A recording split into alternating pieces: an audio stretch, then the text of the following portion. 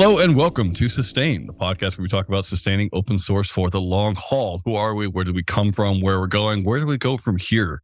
I'm very excited to have our guest on today. Before I introduce him, I want to make sure that you know who the voices are in this podcast. I'm Richard Littauer. Hello, everyone.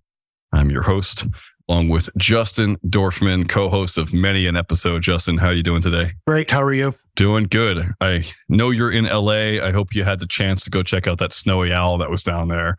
Coolest thing ever. So I'm calling from Vermont. I just came back from skiing. So if I sound out of breath, it's because I was doing the Vermont thing. Our guest today was not skiing because Seattle almost never gets a lot of snow. But Joel Wasserman, I believe, has been on before. He is the co-founder and founder of Flossbank. Super excited to talk about Flossbank and what happened to it and what's happening next, which is the main thing for this podcast. Joel is joining us from his home. He's also an engineer at Google, just for full context, talking to a full stack person who knows what he's doing, enough to pass awesome Google interviews. Joel, how are you doing today? What's going on? Hey, good. Not much. Happy to take the time to talk to you guys. It's been a while. Has been a while. For our listeners who don't know, tell us about what Flossbank is. Sure. So a few years ago now, it's crazy, time flies, but probably 4 years ago, I stumbled upon Ferris's funding experiment where he threw advertisements in the CLI to fund open source. Me and my friend thought, wow, that's so cool. And Ferris shut it down, it turns out, because people were kind of felt spammy. It was opt out versus opt in. And a lot of people don't want to see ads they don't opt into. Even though the web is littered with that, it felt like the terminal was this sacred space where opting into ads was very important. It was a sacred space without ads previously. But historically, open source has also been without funding. So I thought this was an extremely creative way to bring funding into the open source ecosystem. Ferris shut it down. My friend and I thought, maybe we can do this a little bit differently. Maybe we can make it opt-in. Maybe we can make the ads show and then disappear when the NPM install is done or the pip install is finished. Maybe we can do this a little bit differently. So we set off building Flossbank, and the initial plan was to show ads briefly in the terminal, rotating ads during installation of open source packages. And the revenue generated from those ads would be distributed down the entire dependency tree of the open source package being installed. In theory, this was awesome. We built it. We loved it. Turns out not very many people loved it. And with ad revenue, it is a not very difficult math problem where the revenue generated from ads is very tiny. So it only makes a difference if thousands and thousands / millions and millions of people are viewing these ads. So because we only had about 300 people viewing ads, the individual packages were getting like 3 cents a month, which maybe 3 cents is a lot to some people, but it wasn't enough. So that was that. We kind of let that keep running. And then we switched gears and we thought, okay, let's go after companies because companies have discretional income. Companies use open source technology. A lot of companies wouldn't exist without that open source software. So, hey, maybe we can convince companies to give. And in building our CLI tool, we had already engineered this system of distributing money to an entire dependency tree of an open source package. So we already had that system in place. So it was quite easy porting it over for companies. So a company could just install our app on their GitHub, donate $1,000 a month, and we would distribute it to every single open source dependency that they rely on automatically. Pretty cool. We thought it was pretty cool. This is another thing. It is pretty cool. It is pretty cool, just to be fair. You're not the only person. It is interesting. And I'll kind of get to the learnings later. But I guess to fast forward, Flossbank no longer exists. We shut down. But that's just a spoiler alert. So we started going after these companies, and a few companies were thrilled about this because we thought the existing pattern of open source donations was for a company to have to actually employ someone to comb through their open source dependencies. Of some frequently used ones, they would then have to find what's the best funding mechanism for this package. Is it GitHub sponsors? Is it Open Collective? Is it something else? Bitcoin? And then decide based on some subjective, pretty arbitrary decision mechanism, okay, we're going to donate a huge amount of money to maybe 1 or 2 packages. And this is laborious for companies. So we thought, hey, maybe we're providing value here by letting them just click a button, hook us into GitHub, and we do all that for them. What we didn't know and what we quickly found out is that a lot of companies actually want to have a relationship with the maintainer that they are donating to. It's not about just donating money to their dependencies. It's oftentimes about creating almost a marketing relationship with a maintainer. The maintainer would get a donation to keep working on their work and then also maybe write a blog post about how thankful they are that Facebook is donating to them or something of the sort. That was impossible through our mechanism. So a lot of companies are like, what do I get back from the maintainer? What kind of marketing does this give us? And we didn't really have an answer for that. We thought the goal was just to efficiently give money to open source maintainers. We didn't know about the other goals. So that's learning number one. Significant learning. It really hindered convincing companies to give to open source. Let me ask you something. So I know that onboarding can be very difficult. What are some lessons you learned there for future folks that are trying to do what you're trying to do? So I think what you meant is kind of the burden of bringing on a new vendor, of finding the person with the credit card, dare I say, which did learn a lot with that. So it turns out this was also a big problem with funding open source that we encountered was small companies, startups are acutely aware of the open source that they rely on. Very, very acutely aware of this. They want to give back. They understand that open source is kind of the backbone of most of these companies, but small companies have no money. They have a limited runway as it is. They're trying to just get by. They're not turning a profit. They don't have money to give to those open source dependencies.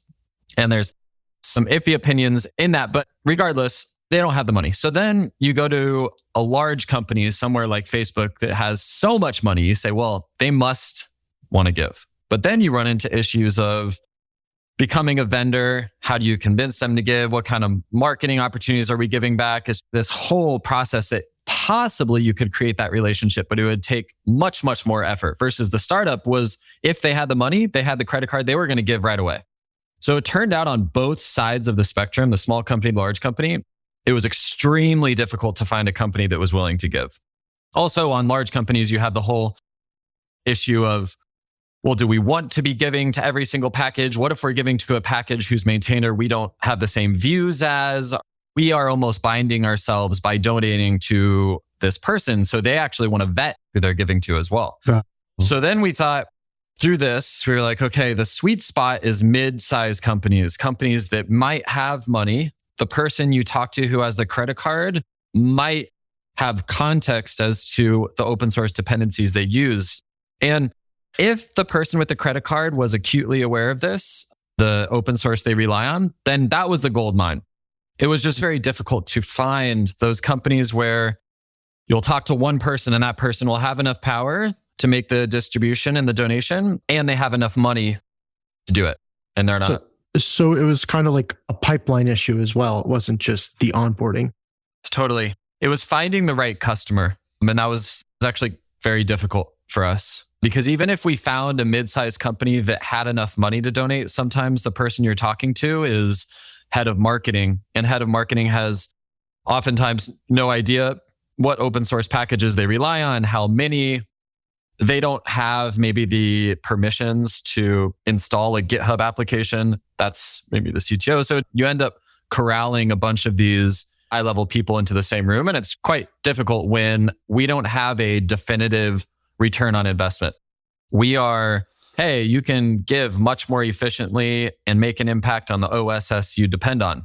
And so corralling 3 high-level people from a company into a room to say that is difficult. I'm not a salesman, so it was doubly difficult. Working at Google, I'm sure you have a lot of ways to get introduced to different companies and higher ups that can make things happen. But still, it's difficult to get a credit card and for an unproven business. It's just really hard. And that's why we're here to ask you these questions. So those who want to build similar businesses in the future, they can survive. I'm really curious about finding the right person, right? So the small companies don't have any money. Mid-level companies are great if you can find them. Large companies just don't work. Do you think the issue was that you were the middleman? Or do you think the issue was that's just the nature of the game? So if I'm an open source project, is it a lot easier for me to go out and pitch my exact project? Or am I only saying that because I've been looking at survivorship bias from the projects that have managed to do that well? And is it actually really hard to find money for any project in general in open source? Yeah. So Nadia Eghbal's book on open source, Working in Public, does a much better job of answering that question than I ever will, but I can give my attempt. I think, and I probably will just be regurgitating what I remember from that book because that book was just so incredible. The best book I've ever read and probably will ever be written on the open source ecosystem of the past 10, 15 years. So yeah, definitely check it out. I think the maintainers that do it well put a lot of marketing effort into it, and they are top level dependencies. For top level dependencies, I don't think it's too difficult to prove your value to a company. And so if you put in the work with marketing materials, I think you could probably garner donations. I think it's still very difficult to get donations from a big company, even if you're a prominent top level maintainer. But the problem we were trying to address is less for top level maintainers and more the maintainers of packages below the surface. Because when somebody NPM installs React or TypeScript or something high level, they often think, I'm just using TypeScript or I'm just using React. Maybe I should just give to those teams. But they don't understand that they're pulling in open source packages maintained by other maintainers below the surface of React and TypeScript and Webpack and Babel, everything else. There's so many packages maintained by people that those packages depend on. And those packages have a very, very difficult time to walk up to a company and say, hey, you use me. You might not directly install me, but you use me. I am in your dependency tree. And as a matter of fact, I'm in a million other dependency trees. But it's very difficult to show that in a compelling way, I think. So I think that the vast majority of open source maintainers who find success in garnering donations are those that are top level installs. So if you walk up to a developer and say, hey, you NPM install me all the time, that developer is much more likely to say, oh yeah, of course I'm going to kick back. Whereas if you walk up to that developer and say, I'm an indirect dependency of something you install all the time, the person will be like, oh, I didn't know that. I've never heard of that. I've never heard of that package. So it's very subjective. It also depends how much time the maintainer has to putting towards garnering donations. So our hope with Flossbank was to kind of eliminate all of the work burden on maintainers to fund themselves. We wanted to do that work burden for them, but it turns out it was also extremely hard for us. That's fair. I think it does answer a lot of the questions I have. It points to the problem of it's just hard in general for maintainers. In the blog post you wrote last June, the Flossbank Attempt, you say, if you'd like to chat about anything about the project or learnings, please don't hesitate to reach out. Who's reached out? Great question. And I think somebody who's been on your podcast, Ali. Ali. Nezhat. Yes, out in Australia. So Ali is awesome. Listen to his podcast episode if you haven't already. He's working on thanks.dev. Stackade. And they're also on the podcast. It'll have come up at the time you hear this, listeners. Yes, Dudley and I also spoke. Dudley's in Seattle, which was great. We could meet up for coffee. Ollie's in Australia, so we meet up virtually quite frequently and have kept in touch. But yeah, this problem has not gone away. So I think we will continue seeing derivatives of Flossbank or a funding mechanism. I mean, basically what we saw with Flossbank was a derivative of Ferris's experiment. And which is kind of a derivative of GitTip, right? So, and Gratipay, exactly. Which also went away at the same time. So exactly. So we're just derivatives of each other. So thanks.dev is just a little evolution. Stackade seems like a little evolution. So I love seeing innovation in the space. Of course, I wish Flossbank could have been more successful, but I've been chatting with Ali with thanks.dev, which check it out. It's an amazing platform to give back to the open source dependencies you rely on. And of course, run a few websites that rely on open source. So we are donating as well through thanks.dev. Stackade is also really, really cool. Both mechanisms are similar to Flossbank in the sense that they have incorporated this giving down the entire dependency tree, which I think is incredibly important to do if you're garnering donations in open source, is to not just give to the top level. It's a trap. So I'm curious, GitHub sponsors does seem to give a lot of money towards people. It's probably only giving in a way that's meaningful to 10%, if that, of the people who are on GitHub sponsors. just as data there. I'm on GitHub sponsors. No one sponsors me on GitHub. Don't go sponsor me. It just happens, right? Yep. There are some people who get money off it. Open source collective, 4,000 projects, something like $8 million worth of funds on behalf of those projects, most of which is, again, for a small amount of those projects. That's just how the long tail works. I only know those numbers because I work there, full disclosure. What do you think the benefits of those two things are in comparison to yours? Why are those able to garner some money? And do you think that they're running into the same issue? Do you have any thoughts on that part of the ecosystem? So with GitHub sponsors, I actually don't know if they've incorporated giving down the entire dependency tree. I don't think they have. No, you give to a single sponsor. There's an attempt. And it hasn't necessarily borne a ton of fruit. It's an interesting project, but it's also kind of a like, let's see if this works. Right. But I think we also ran into the same issue of like, well, who's funding it? And we have to talk about this thing as opposed to the code itself. I was more curious, like, do you think that all projects should go by the charismatic, here's my profile attempt? Why are those succeeding? Yeah, a few things. I think there's just two sides to what's going on. There's the individual providing as many payment mechanisms as possible for themselves. So that's just opening the door, per se, for money to flow in. So that's when somebody sets up an open collective or sets up a Bitcoin address or sets up a GitHub sponsors. Oftentimes maintainers are doing all of that because the more doors Patreon, Ko-Fi, all of exactly. it. Yep. The more doors that are open, the better. And then there's the element of if I'm giving to open source, sometimes I want, like you said, a relationship, a one-on-one relationship with the code. I can talk about the code that I'm giving to. I can talk about the maintainer that I'm giving to. I can craft a story around it. So when you introduce another layer in between, which was what Open Source Collective, Back Your Stack, Flossbank, Thanks.dev, what a bunch of these are trying to do, I haven't thought of a way to make it work. Open Source Collective has done a great job because they've leveraged their existing exposure to large donors. So lots of people already give through Open Collective, so they can kind of leverage that existing donor audience. It's very difficult to find a donor audience. So Open Collective kind of got that jump on it, which was extremely valuable. And GitHub did the same thing, right? Because they also have all the network effects of all the developers working on GitHub. So it's much easier to see, oh, Sintrosaurus does a lot. Okay, cool. Let's just give to him here.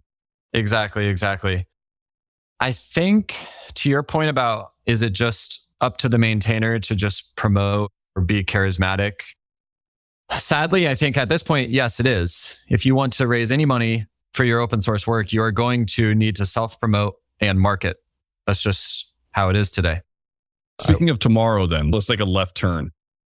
Clearly, donating to your entire dependency tree as a method is nascent. It may be successful in the future. It wasn't successful for you.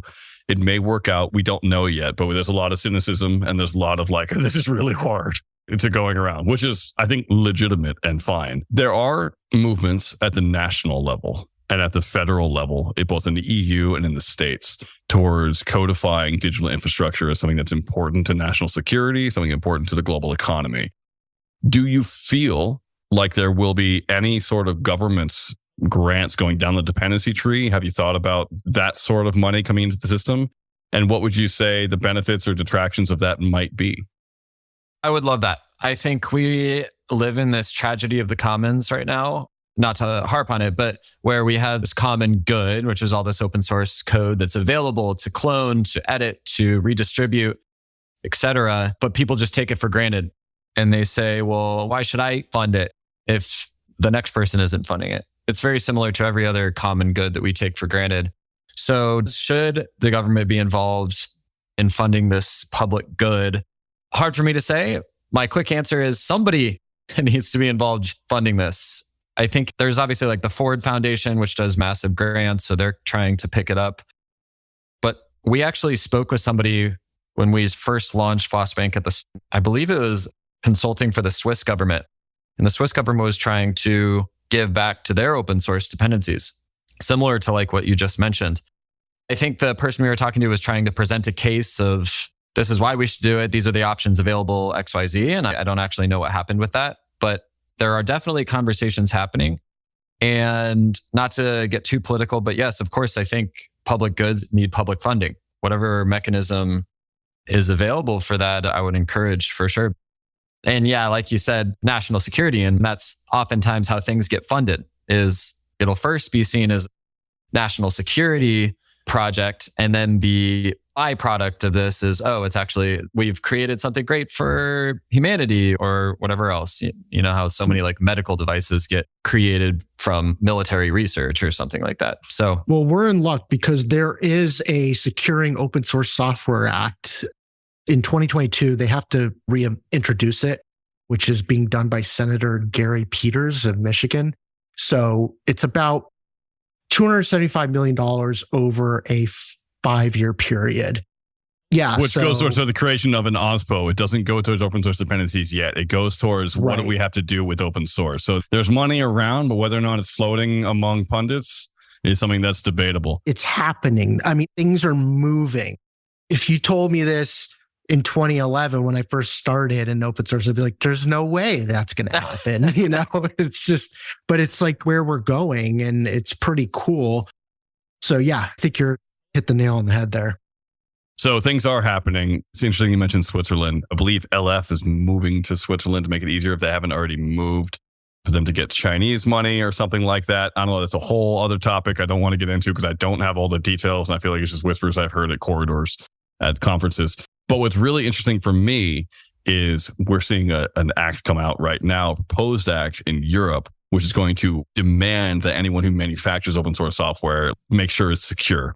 Not as an optional thing, but like if you make software and you license it open source, you have to make sure it's secure, which is going to just cut the head off a ton of open source developers who don't have those resources. Now, I'm not asking you to be abreast of all that, Joel. What I am asking is, you mentioned that open source is like a commons. But it's not like a commons because while sure, it could be like a field that we all graze our cows in, everyone who has written open source software or the people who were in charge of that software have licensed it in a way that says other people can use it for free. This was an intentional choice that was made by them to give it away, therefore reducing the ability for them to gather any money off of it. You have to find other ways to get money off of it, which is really hard. So it's not like it's something that's outside of human means that happened. This was a deliberate choice, which makes it very difficult for them to get money. So I'm really curious, what do you think about the fact that maybe Flossbank was never going to work because there just isn't that much altruism in the world from companies? That you're asking for something that is impossible. I'll touch on what you said initially, which is that it's not really a common, that people are choosing to license it a certain way. And I think this brings up a really good point, which Nadia Eghbal's book touches on as well, which is there is a ginormous, rarely spoken difference between an open source author and an open source maintainer. An author chooses to put that license up. An author has given no promise to working on this, to securing it, toward making sure that other companies get what they want, bug fixes, future maintenance, making sure their dependencies, no guarantee. That's an open source author. And I think when we talk about open source funding, I'm actually not really focusing on open source authors. I think of myself more as an open source author than an open source maintainer. And I actually want to popularize the difference between those two and using those terms because I often write code that might be helpful to somebody to fork, to read, to understand, to see as a proof of concept. I'll just write it and I'll throw it on GitHub and I license it open source. I have no desire or plan to ever maintain that, ever. And I often get requests to upgrade it, maintain it, fix a debt, make sure it's still running, make sure this Android example still works. I don't do it. That's not why I'm in the open source ecosystem. I'm an open source author and I have licensed that code. Open source maintainers are what I'm advocating to get paid. And open source maintainers are the ones who are keeping code up to date, making sure it's secure, making sure the dependencies are up to date, making sure the dependencies are secure. Those people are putting in work. And to your point that it's like, oh, this package, like it's their choice to make it open source. Yes, I agree that it's the author's choice. But once that code is being used in a common way, like the way I see it, back to your analogy of like being a meadow with a bunch of soft grass in it. Once that code is published with an open source license, it becomes another blade of grass in that meadow. And there's really no going back. So once that code is out there, who's going to mow that meadow? Who's going to water it? Who's going to make sure that it doesn't become a poisonous bog? Once the code is out there, once the author has slapped that license on there that says this is open source. And the people who mow it and water it and make sure it doesn't turn into a bog. Those people need funding, not necessarily the person who just threw a seed into the field. The commons metaphor you used was really good. Thank you so much. It's awesome to also make the distinction between author and maintainer. I think it's a really well laid out distinction that we don't appreciate enough. So I'm grateful. Yeah, I just want to just finish out on that. Because we don't separate out those terms, we're really screwing maintainers versus the authors, because there are so many people on GitHub that we say, oh my gosh, that open source maintainer is incredible, but they're not a maintainer. They're just an author. They'll publish stuff and they'll leave it to die. Not that it dies. They'll just throw a seed into the field, which is great. That is adding to the field of soft grass. But really, I think the population of maintainers is much less and much, much more valuable than the open source authors. If everybody was just an author, we would have a poisonous bog right now. But thankfully, we have many, many maintainers that put in a lot of hard work, time-consuming work to make sure that it's still a green meadow. And I think almost all open source funding conversations should center around the maintainer, which really filters out a huge portion of like GitHub packages, GitHub users, really, that need funding much less. I think the best example is like with Homebrew, Max Howell is the author and Mike McQuaid is the maintainer. And I think that sometimes they get confused because Mike has done for Homebrew is some people just don't realize like what amazing work he's done to grow and scale that out the way he and his team has done. It's pretty miraculous. I think you make a great point about author versus maintainer. And another point I have with that is for all future companies, Stackade, Thanks.dev, anyone else who decides to go into this, if you just reach out blank cold calls to people on GitHub being like, oh, they own a package with lots of stars, they're probably interested in open source funding. They're probably going to be my own advertisement because once I start funding them, yes, incorrect, because the vast majority of users on GitHub are not maintainers. So I will say the advice for future people is to really distinguish between author and maintainer because your audience is not authors. I, for example, like I mentioned, I consider myself an author. I rarely maintain, if ever, unless it's a project I'm actively working on. And because of that, I actually don't care at all about funding because I think the personas of people who maintain and author are dramatically different. Authors are tinkerers, inventors, maybe people who just mess around, throw stuff to the public.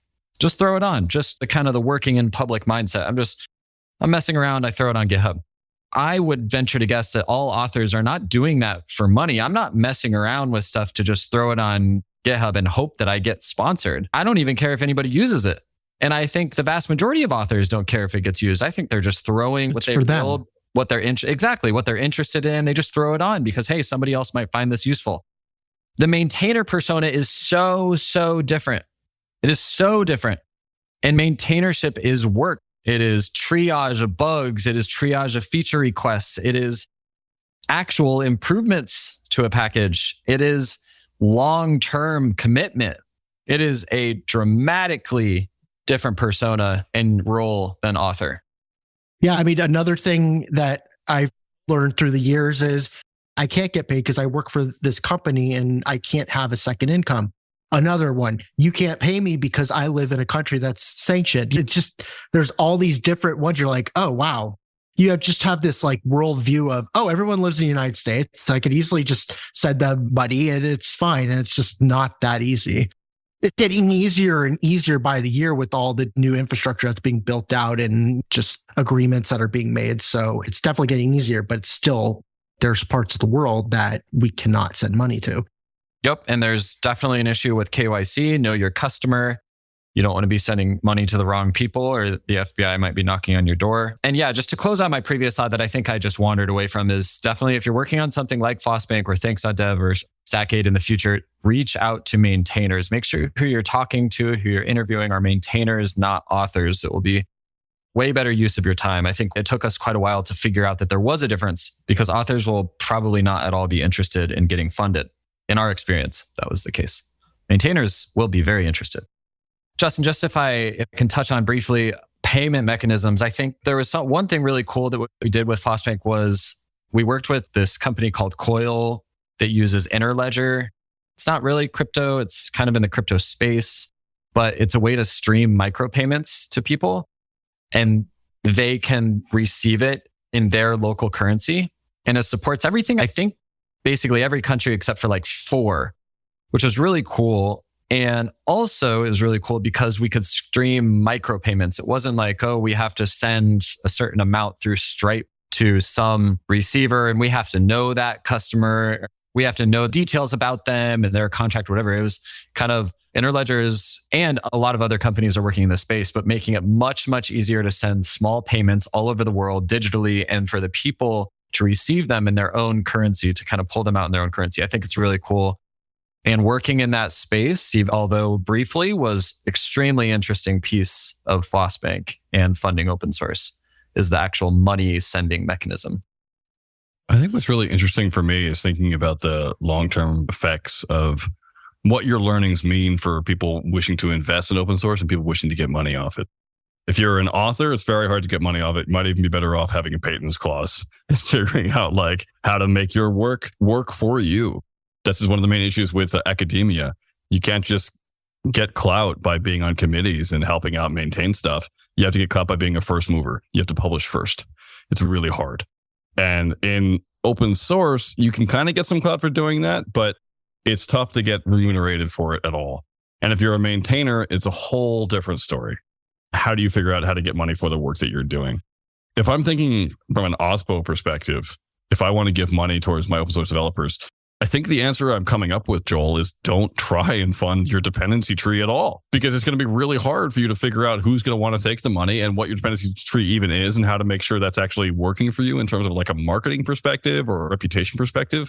You'd probably be better off finding 50 dependencies that you have and working really hard to know the maintainers there and make sure that they're really, working for you, which is sad. Because I want to help everyone out, but I'm thinking about like what actually matters to companies. And I think it's actually the former. It's actually like small targeted investments are better than funding an entire dependency tree at this moment, given the tech we have, given the nature of the industry. Am I misreading the situation? I think there's the realistic view, which I think you've stated quite clearly. And then there's the optimistic view that even though you might not get a direct return on investment, you should be giving to your entire open source dependency tree because you don't know what you depend on or you don't know what maintainer needs that money to do their work, to keep their package secure, to keep their package up to date until it breaks. So actually, I would frame it in a keeping your tech stack bug-free and vulnerability-free. In order to do that, I would fund every single open source package you depend on. And even if 60% don't care about that funding or don't see it or whatever, the 40% that do care will maintain their packages, will secure them, will review the pull requests to make sure vulnerabilities aren't being introduced. So for all the OSPOs out there or startups that are thinking about funding their open source, I think your risk management should definitely play a piece in this. How do I So it sounds like insurance, right? So like you give to all of them in the hopes that some of them are going to use that money to keep their stuff going, that the majority do. And then when one of them goes wrong, you can actually maybe donate a bit more to that one to make sure that it stays afloat. And so a mixture might be best. Definitely a mixture might be best. And that's actually what we would encourage, because as an OSPO or a company, you want to get some marketing materials out of this, some partnership materials out of this. You're going to have to go with the one-on-one approach. But at the same time, if you're viewing this as risk mitigation for your tech stack, I would donate to every single open source dependency that you rely on and actively comb through your dependencies to make sure that there is a maintainer for dependencies that you rely on. Don't be laying in the meadow and accidentally sit on a thorn. Love all these metaphors. Like Richard just started us out with the grassy meadow and we just there we go. Now all three of us are frolicking in it.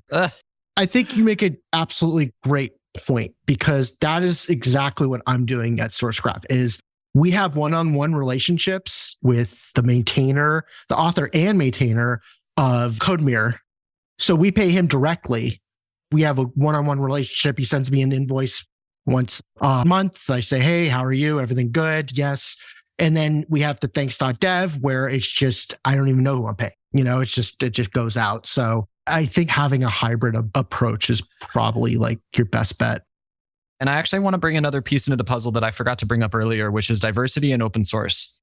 So when you blanket give to your open source dependencies, you are opening the door for anybody all over the world, no matter their sporadic internet connection, no matter their time window when they can email you back, no matter their online presence, you are opening the door to let them potentially make money off open source code that they develop. Anyone can, if they make a useful open source package and it gets pulled into some dependency tree of some popular package, if you're giving all your open source dependencies, you will start funding that package without even knowing it, without creating a one-on-one relationship with this person that might be difficult to create a one-on-one relationship with because of time zones, location, internet connection, whatever.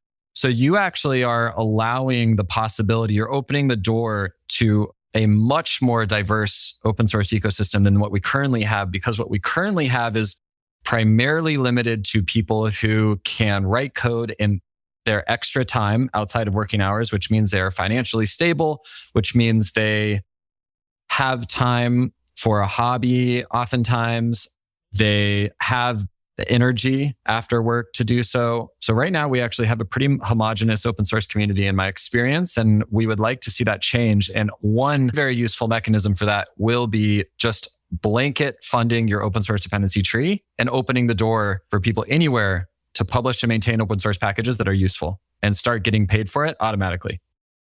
So here's a fun question. I know you weren't able to do this, but I'm curious. Let's assume there's 500,000 packages in the world that matter for everyone. How many companies have to give to make it meaningful for all the maintainers? How many water sprinkler systems or something? How many sprinklers do we need? How many drips systems do we need?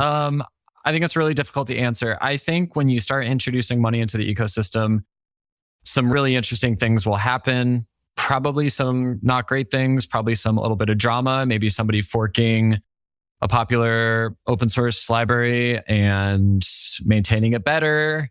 It is open source after all. Anybody can fork it, start maintaining it themselves. I think there could be a little bit of a bumpy road, but I don't think we're going to have this exorbitant number of open source packages that are useful. Like you said, 500,000 useful packages or something like that. I don't think it's going to just balloon if we start introducing money into the ecosystem. I think there is a limit to how much information we as developers can consume. And there's probably actually far fewer packages that are useful to everybody in the world. When we were doing our work at Flossbank and we distributed to a few thousand packages, I think, it didn't take very many donors. If we were running like 50K a month, then packages were getting a substantial amount just through us. But they were also probably getting money through GitHub sponsors or maybe one-on-one relationships or maybe Open Collective. So I don't think you need very many to make a substantial dent in an open source maintainer's income. I think you might need quite a few sprinkler systems if it's going to be their entire livelihood, if it's their full-time job. But that's the dream, is somebody can mow this lawn for us, can fertilize it, and actually make a living, have a family, support them, etc. All for more mowers out there and more fertilizers. Joel, this has been excellent. I think we should really stop having metaphors, which means we should stop talking, which is actually okay because we're at the end of time. I loved having you on. I loved having your experience and your wisdom. It's really good to have someone who, not to use a Marshall metaphor, has been in the trenches and seen how this stuff goes down to come and talk about it later. So thank you so much. It is awesome. Joel, you have a lot of knowledge to give. Where can people reach out to you? Where can they read your words? Yeah, I'm not very active on Twitter. Definitely reach out on Twitter though, and I will respond. I read my DMs. And then I think just any knowledge that I can share is almost certainly, I've said this probably 10 times in the podcast, and I would like to spotlight it again, but Nadia Eghbal's book, Working in Public, is just a treasure trove of knowledge. The interviews, the statistics put into writing that book are just invaluable if you're working in open source sustainability. So yeah, it's a great book. So you can reach out to me, definitely. And if you have the desire to reach out to me, I would also buy that book. It's so well written. Awesome. Yes, so that's your spotlight for today. Yeah, he jumped the gun. Yeah, I know. I got ahead of you guys. I didn't want to miss my chance. I didn't want to miss my chance. No. It's all good. You didn't miss your chance. Listeners, Spotlight's a part of the show where we highlight something or someone that has helped us out in the past. It seems like for Joel, Nadia Eghbal's Working in Public is a great example, and you can reach out to him. His email is available, and we'll also have more links in the show notes. So do check that out. While we're on the topic, Justin Dorfman, what's your spotlight today? My spotlight today is from the Open Technology Fund. They just announced a free and open source software sustainability fund. It will open late summer 2023. Go to opentech.fund to learn more about it. Sweet. Thank you so much. My spotlight today is a book. It is Sacred Economics, Money, Gift, and Society in the Age of Transition by Charles Eisenstein. A wonderful book that I haven't read yet, which has really introduced me to the idea that actually there are other economies in the world besides money. There's gift economies, for instance, which I think is a lot of open source. So when I say I haven't read that, it's because I have too many books, but it doesn't mean you can't take the kernel of a book without having read it. So I have certainly read the chapter titles, and I'm looking forward to diving in. So that's Sacred Economics. Thank you so much, Charles Eisenstein. And Joel, thank you so much for coming on and talking with us in what was a free-flowing conversation, a bit more casual than we are wont to do, but I really appreciated it. Listeners, I hope you appreciated it too. If you have any thoughts, please do hit us up at podcast@stoss.org. It's the email that will go to all the hosts. We'd be happy to take any comments of any sort. We almost never get any. Please send them if you can. Also, if you'd like this podcast, please like us on Spotify, Apple, Google, wherever you get podcasts in general. If you want to talk more with other people, you can go on discourse@stoss.org. That is our discourse forum. There will be a thread for this episode. You can go check out there. You can also probably email Joel. We'll try to get him on that thread if we can, but I'm not sure it's going to happen, but just go anyway. Go to sustainoss.org if you're interested in more stuff Sustain. And podcast@sustainoss.org is where you can find all the show notes for this episode, where you can actually look at all the links that we have mentioned, such as Feros's thing, such as Nadia's book. Nadia's also been on this podcast. You can check out her podcast, etc. Right now, I'm just talking to see how fast I can go. So I'm just going to stop and say thank you so much, Joel. This was the best. Have a good time. Good luck with your next thing. And thank you again. Thanks, Joel. So much, guys. Thank you so much, both of you. I always enjoy it.